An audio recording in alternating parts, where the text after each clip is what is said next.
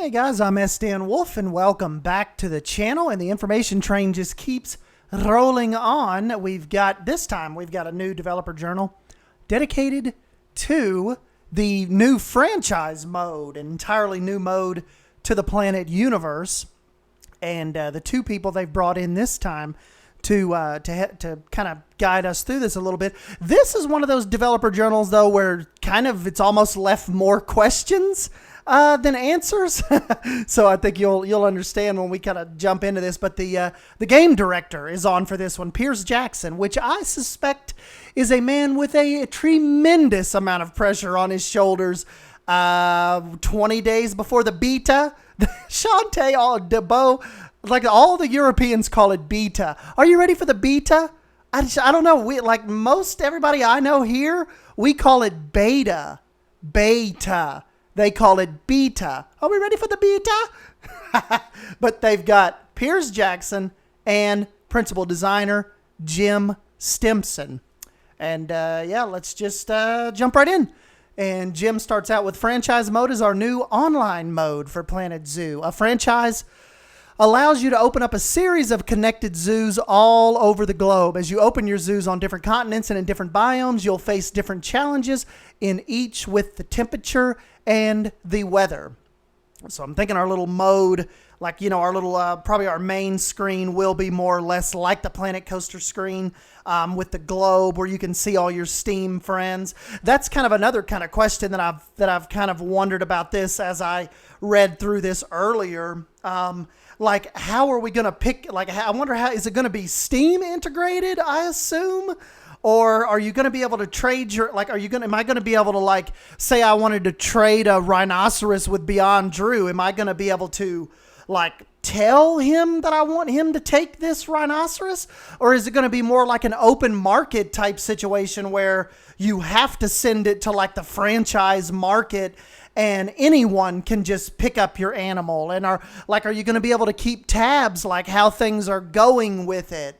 Am I going to be able to see how Brutus the elephant that I traded off to some guy from Spain, am I ever going to be able to check up on it again or see how it's doing? That's kind of what I'm wondering as well.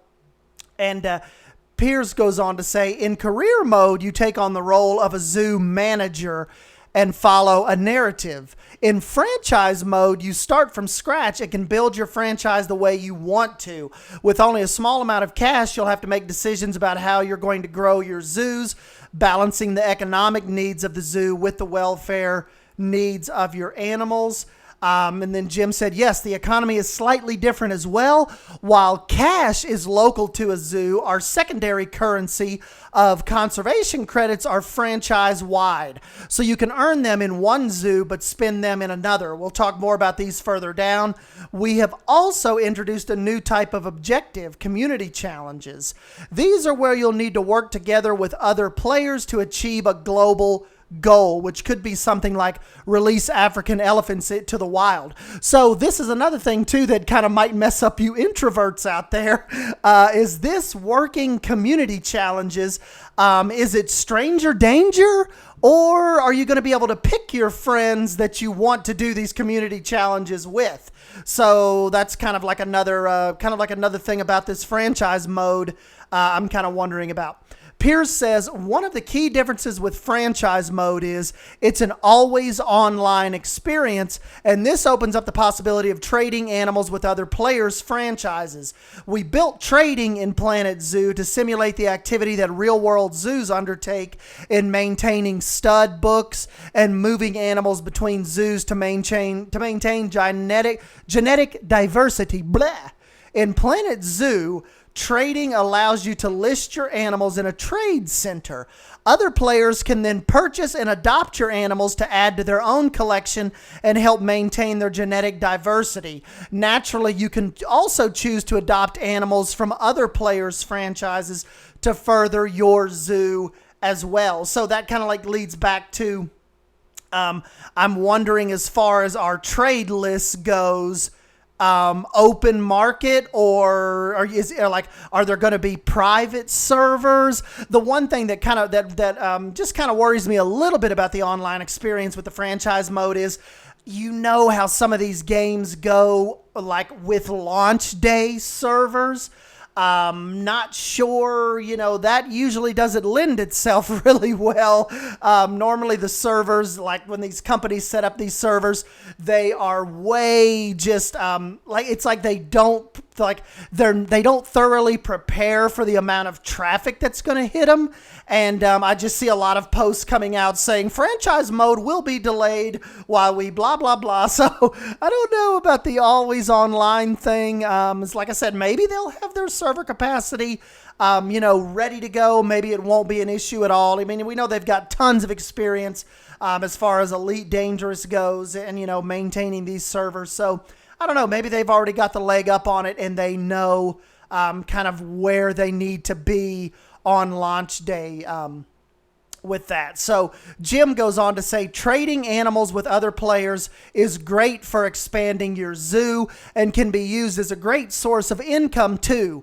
When you list your animal, you'll be able to set its price in conservation credits. So if you want a fast sale, you can set it below the market average. The price you set your animal will depend on a few factors: the species of animal, its age, and more importantly, its genetics. If you have an animal with great genetics, then you can charge top dollar for the animal. And then another thing too, I'm kind of wondering about with the conservation credits, and some people have even, I've seen it talked a little bit about on Reddit earlier, conservation credits. We're hoping that doesn't mean like microtransactions. And you guys know what I'm about to say, like, are there going to be packs in Planet Zoo where you can buy like 1,000 conservation credits for real life money, $5, buy 100,000 credits for 20 real life dollars. So I don't know if they're going through like with that type of deal, but hopefully they don't take a weird kind of microtransaction approach to that, because we know how the whole like that whole road that everybody's going down with that, and how that's kind of looked upon now. More importantly, how it's looked upon in the EU, kind of going forward with some of these games. So I don't think Frontier would go that road, but I'm hoping conservation credits are purely in-game earned, and it's not something that can be bought with real-world cash. So yeah, like I said, we'll kind of have to see how they kind of go with that. Piers says, so to explain the differences in currency, cash is brought into the zoo by guests and is what's used to pay the entrance fee, make donations, and purchase items such as food and drink. Cash is mostly used to pay staff wages, looking after running costs and building of the zoo's infrastructure, but it can also be used to pay for adoption of some animals. Conservation credits are our second form of currency, and they are earned by undertaking certain objectives. These are the primary form of currency in animal adoptions and trading. So no word, like this totally seems like, as far as being worded from Piers, these are objective. These are objective earned. These are not microtransactions. So I'm going to keep telling myself that. I'm going to tell you guys that until I hear otherwise. So yeah, let's just hope these are in-game earned. Only, like Piers said. And then Jim said, personally, I'm looking forward to see how you will work together as a community in order to complete community challenges. I think there'll be a real call to arms to complete the challenges, and I can't wait to see that. We're planning a variety of different challenges, so it'll be interesting to see how you react to them. And Pierce goes on to say, for me, the most exciting part is knowing that we still have something secret to share about breeding. I cannot wait for you to discover it for yourselves. That is the gold of this developer journal. What a lot of people have been talking about is, a lot of people are thinking albino, white tigers, maybe white crocodiles, albino alligators. We're thinking that may be one of the secrets to breeding that he can't wait for us to discover. Maybe it's like a random roll, like one in every 1,000 births. result in some kind of like we said, like maybe a white tiger that can demand a huge premium if you want to let it go on the marketplace. So yeah, then Jim wraps up and says, your reactions have been great so far. I'm looking forward to the reaction to the small details that we've added to the game. I love it when someone discovers something or works out exactly how something functions by themselves. So awesome developer journal here on this Wednesday. And yeah, guys, we are 20 days away from getting our hands on the beta. So yeah, just let me know your thoughts down below on the whole franchise mode.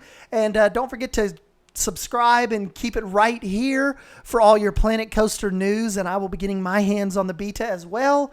I've already taken the whole day off of work on September 24th. And yeah, we have some fun times ahead. So I'm S. Dan Wolf. Thank you for stopping by and hanging out with me. And I'll catch you in the next video. See you.